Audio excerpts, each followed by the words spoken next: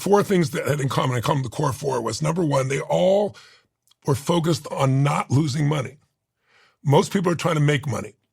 And the reason is they know if you lose, you got a $100,000 investment and you lose 50%, how much do you have to grow your money to get your money back?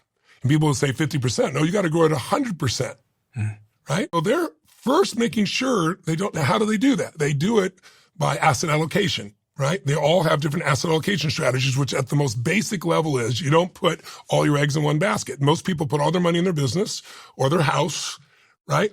They know that that is the kiss of death. And so they look at how to divide their assets where they have a certain amount in a more secure environment, meaning not a lot of upside, but it's kind of like the nest egg, and they have some that are more at risk, symmetrical risk reward.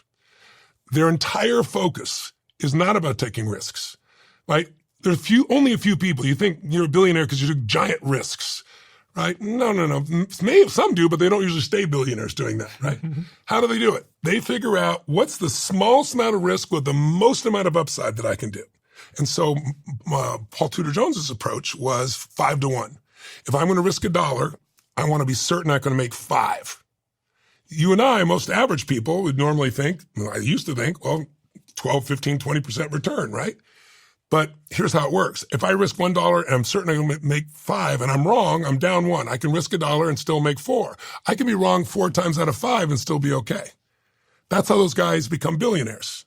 Asymmetrical risk reward. I was talking to a gentleman who in 2008, he took $25 million and turned it into $2 billion in the worst economic time.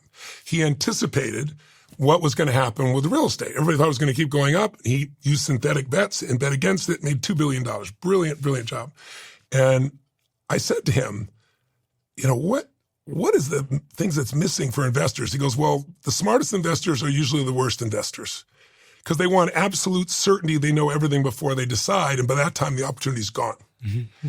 And he said, but the most important key for him was asymmetrical risk reward. He said, he risked 6 cents for every dollar. He could have been wrong a dozen times, but he wasn't. That's how he did it, right?